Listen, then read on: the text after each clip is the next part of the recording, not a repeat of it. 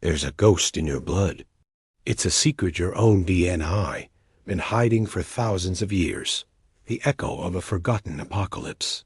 Scientists believe they found evidence of a conflict so vast, so brutal, it rewrote our very genetic code. This wasn't just a war.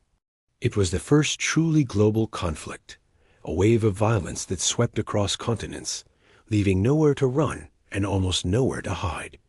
And the proof isn't in history books. It's inside of you. It started in a sterile lab, with scientists staring at computer screens. They were mapping human genomes, looking at the long, elegant strands of our DNA. That's when they saw it. A phantom signal. A massive drop in genetic diversity, a bottleneck that occurred just a few thousand years ago. Now bottlenecks happen.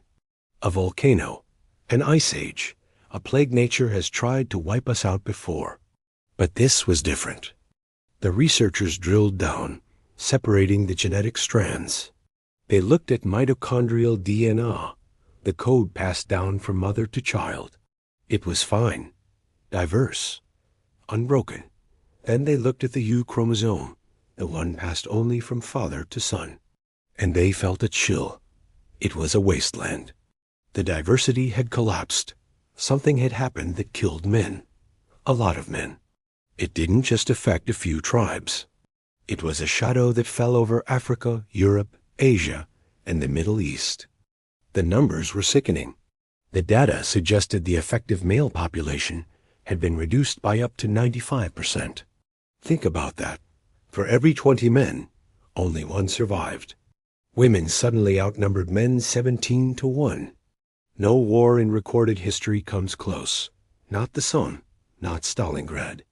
To replicate that kind of loss today, you'd have to eliminate nearly 4 billion men, leaving only a handful standing. What could do that? What kind of weapon, what kind of monster, targets only one gender? It couldn't be a natural disaster. A flood doesn't choose. A famine doesn't discriminate. The scientists were left with one terrifying conclusion. It was us. We did this to ourselves. But a theory born from genetic data is just that, a theory. If a war of this scale truly happened, there would have to be evidence. There would have to be bodies. So they started looking, and they didn't have to look far. The bodies were everywhere.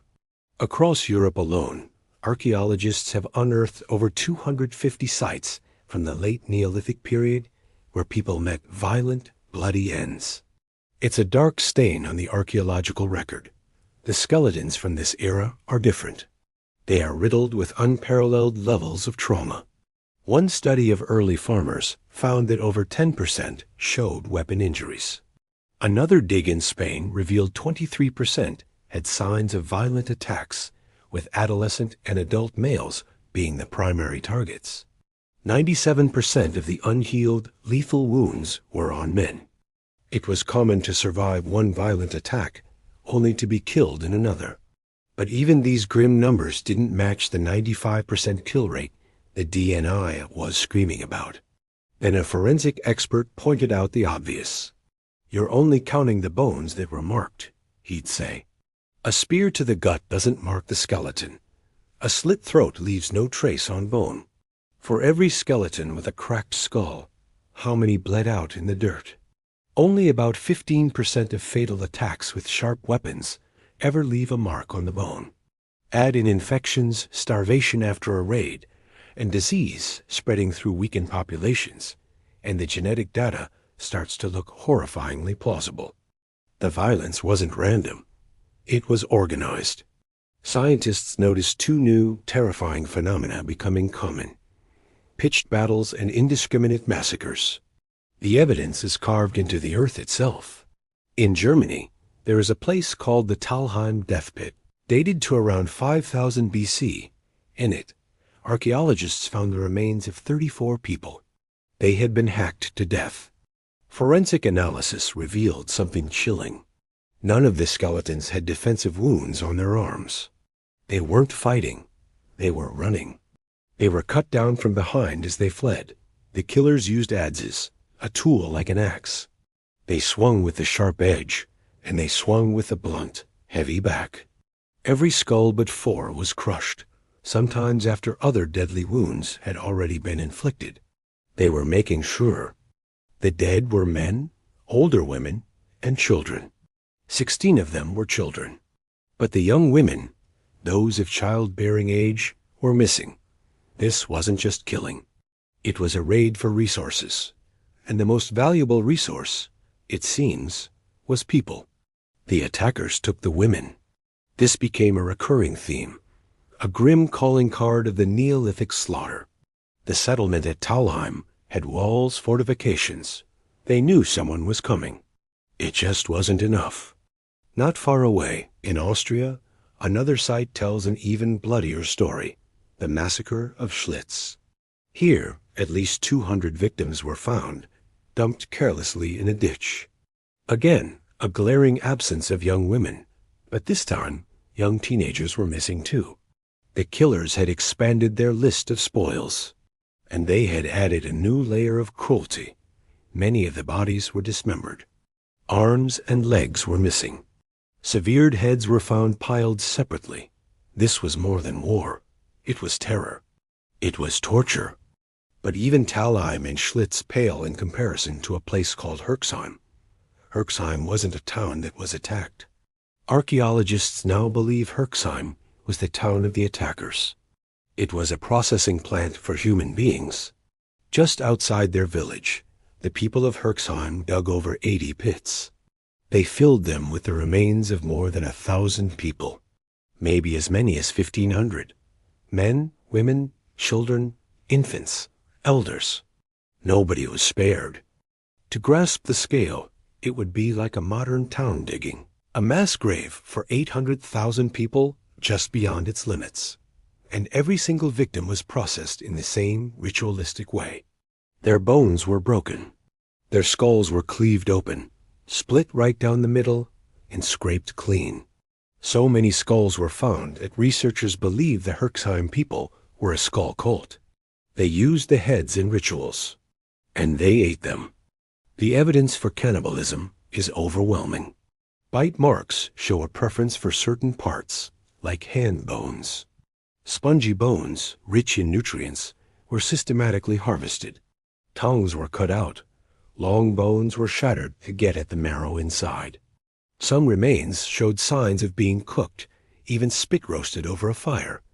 After the feast, the bones weren't just discarded. They were turned into tools, cups, decorations. Some were found mounted on spikes at the entrance to the village. A warning. A boast. They were, without question, the most terrifying group you could possibly encounter, and avoiding them was hard. Analysis of the victims' bones showed they came from all over. Some were hunter-gatherers, some were farmers. They came from the mountains, from the lowlands. Some were from cultures located 300 miles away. The people of Herxheim, a small community of maybe less than 50, were waging war on a continental scale. They had logistics. They had tactics. They were horrifically successful. Then, just as quickly as it began, it seems to have ended. The settlement at Herxheim was abandoned soon after the pits were filled. Did their enemies finally band together? Did another group, even more ruthless, arrive to deliver retribution? We don't know. The site is a silent monument to a level of savagery that defies imagination. And this specific bizarre brutality wasn't unique to Herxheim. It was a whole world of nightmares. There were warrior cults that collected heads, groups that systematically broke and removed the shin bones of their enemies, xenophobic tribes that hunted down and mutilated newcomers. There were even fighters who buried people alive. The arsenal of cruelty was as diverse as the weapons used to deliver it. Adzes, spears, axes, clubs, knives, hammers, an explosion of deadly innovation. But armor technology did not keep up. Protection was little more than animal skins and woven cloth. Life was short and cheap. The average lifespan, even if you survived infancy, was somewhere between 20 and 33 years old. You were lucky to see your 30th birthday. It was one of the deadliest times to be a human. Which leads to the one simple question. Why? What the hell was happening? The most compelling theory is ironic. The carnage may have been a direct result of our own success. Just before the violence exploded, humanity had invented farming. The Neolithic Revolution. For the first time, we had settlements, stable food supplies, and booming populations. It sounds like progress. But it also gave us new things to kill for. A settlement was a one-stop shop for guaranteed loot, food, and women. It also meant we could organize. We could field larger, more cohesive fighting forces than ever before. Proximity bred conflict. Every neighboring village wasn't a potential trading partner. It was an existential threat. And the social structure itself may have lit the fuse. As people settled down, they formed patrilineal clans. Society was organized around male bloodlines. Trust became a rare commodity, reserved only for your kin. No outsiders became the rule, especially not outside men. This structure made the Y-chromosome incredibly vulnerable. When one clan waged war on another, they weren't just fighting over land. They were fighting to erase the other clan's entire lineage. It was total war. Annihilate the men, capture the women, and wipe their genetic signature from the face of the earth. The Y-chromosome bottleneck wasn't a side effect of the war. It was the entire point. Of course, some scientists propose a more peaceful explanation. They argue that as these patrilineal clans grew, they would split apart in a process called lineal fission. New clans would be formed by closely related men. This, they say, naturally made certain Y-chromosome lineages more fragile. A bad harvest or a harsh winter could wipe out a small, genetically similar clan. Over centuries, some male lineages would thrive and expand, while countless others would simply fade away. It was a slow, quiet extinction, not a bloody one. The truth is likely a combination of both. A perfect, terrible storm. The new social structure of patrilineal clans created a world of genetic tinderboxes. And the invention of agriculture, with its new motivations for conflict, provided the spark. Peaceful die-offs and brutal warfare worked together, a grim partnership that brought the male population to its knees. The legacy of that bottleneck is still with us. Certain populations today have never recovered the genetic diversity they lost. Our world would be vastly different if it had never happened. But somehow, the bloodshed slowed. How did it end? It didn't. Not really. We just got better at growing our population faster than we could kill each other. As more complex societies arose, with trade and diplomacy, things cooled off. Relatively. But look at the last few hundred years. This cooling off is a very recent trend. It's only in the last century, since the end of the last World War, that we've truly started to turn a corner. The number of active conflicts has been on a downward spiral. It might be hard to believe sometimes, but we live in an astonishingly peaceful world compared to the one our ancestors inhabited. Our lifespans are triple what they were in the Neolithic nightmare. We still have our demons, our conflicts, our capacity for darkness. But the secret in our blood, the ghost in our DNA, is a stark reminder. It tells a story of a time when we almost wiped ourselves out, and it whispers a warning about what we are capable of, and how fragile the peace we now enjoy really is. I, for one, am glad I don't have to worry about skull cults anymore. At least for the most part.